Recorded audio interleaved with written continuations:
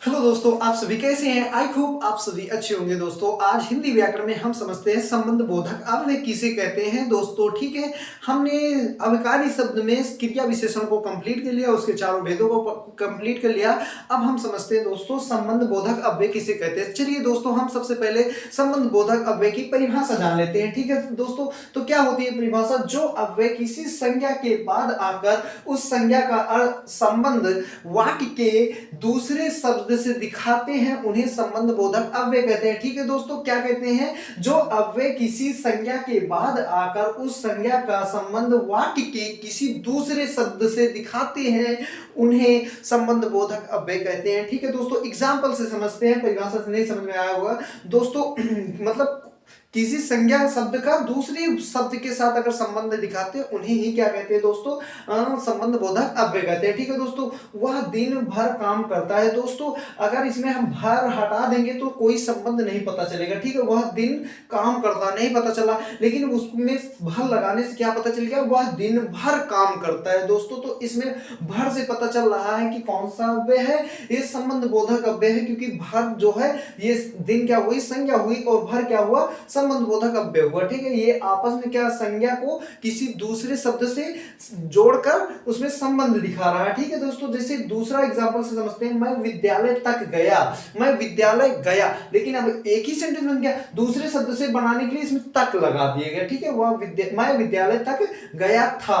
दूसरा समझते हैं दोस्तों, मनुष्य पानी के बिना जीवित नहीं रह सकता। दोस्तों इसमें के बिना शब्द क्या कर रहा है? दो शब्दों को आप मतलब दो वाक्यों को संज्ञा को दूसरे अन्य शब्द से जोड़ रहा है। ठीक है दोस्तों, जैसे राम के आगे मैं खड़ा हूं। अब दोस्तों राम की मैं खड़ा हूं, अब समझ रहे हैं के आगे इसमें बता रहा है कि क्या ऐसा सर्वनाम है दोस्तों? कैसा अभिकारी शब्द है? संबंध बोधक अव्यय है। ठीक है, कैसा अव्यय है? संबंध बोधक अव्यय है। दोस्तों इसमें नोट पॉइंट में कुछ वर्ड्स लिखें, ये वर्ड से पता चल जाता है कि कौन सा मतलब अव्यय है। ठीक है दोस्तों, तो जैसे आगे पीछे, निकट, समीप, सामने, बाहर, आसपास, और, तरफ, दाया बाया, पहले, बाद, आगे, पश्चात, अब तक। दोस्तों ऐसे बहुत सारे शब्द हैं। इससे बेटर है कि हम वाक्य को पढ़ते हैं और समझते हैं, तभी हम कर पाएंगे। ठीक है दोस्तों, तो चलिए अब हम समझते हैं समुच्चय बोधक अव्यय किसे कहते हैं। ठीक है दोस्तों, हमने दूसरा वेद कंप्लीट कर लिया अभिकारी का। अब हम चलते हैं तीसरे वेद की ओर। ठीक है,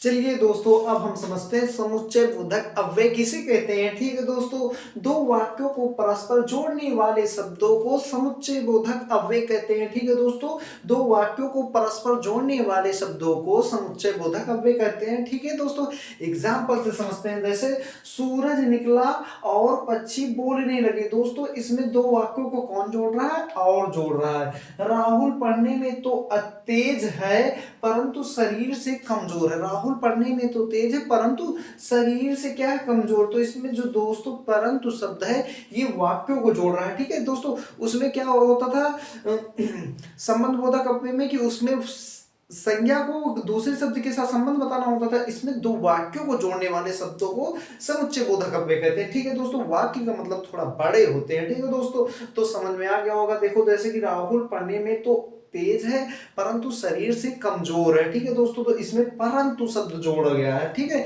तो परंतु शब्द कैसा है? समुच्चय बोधक अव्यय है। ठीक है दोस्तों, जैसे इस नोट पॉइंट में दिए गए ये होते हैं अब समुच्चय बोधक अव्यय। ठीक है दोस्तों, जैसे और, व, एवं, तथा, या, व, अथवा, क्यों, नहीं तो, पर, परंतु, लेकिन, किंतु, मगर, बल्कि, वरना, इसलिए, क्योंकि, चूंकि, इसीलिए, कि, जो आदि शब्द होते हैं। ठीक है दोस्तों, ये सारे शब्द होते हैं कैसे? समुच्चय बोधक अव्यय होते हैं। ठीक है दोस्तों, समझ में आ गया। जहां पर दो वाक्यों को आपस में जोड़ा जाता है वहां पर समुच्चय बोधक अव्यय होता है। समझ में आ गया होगा दोस्तों। एक बचता है और दोस्तों, अविकारी शब्द कौन सा होता है? विस्मयादि बोधक अव्यय होता है। ठीक है, वो बिल्कुल आसान है दोस्तों, एकदम समझ में आ जाएगा। उसमें से क्या उसके विस्मयादि चिन्ह से ही पता चल जाएगा। ठीक है,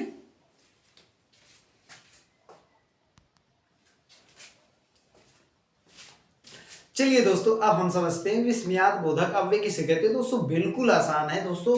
जिन अव्यय से हर्ष, शोक, घृणा आदि के भाव प्रकट होते हैं उसे विस्मयात बोधक अव्यय कहते हैं। ठीक है दोस्तों, इसमें कोई ज्यादा दिमाग लगाने की आवश्यकता नहीं है, सिर्फ हमको एक चिन्ह विस्मयात का याद रखना, ये वाला। दोस्तों ये मिल जाए तुरंत समझ जाना कि कैसे है, कौन सा अव्यय हो जाएगा, तो दोस्तों विस्मयात बोधक अव्यय हो जाएगा। ठीक है, समझते हैं एग्जांपल से। जैसे हाय वह चल बसा, दोस्तों इसमें चिन्ह मिल गया एक, तो उसमें देखो हाय वह चल बसा। ठीक है दोस्तों, तो ऐसे शब्द आ जाए तो समझ जाना कि मतलब ये कैसा है, विस्मयात बोधक अव्यय है। दूसरा भी चिन्ह से पकड़ लेंगे, वाह कितना सुंदर है, वाह कितना सुंदर है। दोस्तों कोई नजारा देखे वाह कितना सुंदर कहे ना, बिल्कुल अचंभित चीजें आ जाए आसानी से।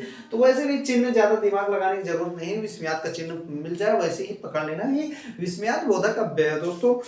तो दोस्तों अब हम मतलब अभिकारी शब्दों के चारों भेदों को हमने बिल्कुल बारीकी से कंप्लीट कर लिया। हमने क्रिया विशेषण भी समझ लिया, संबंध बोधक भी समझ लिया और समुच्चय बोधक, और आज हमने विस्मयात बोधक भी समझ लिया बिल्कुल बारीकी से दोस्तों।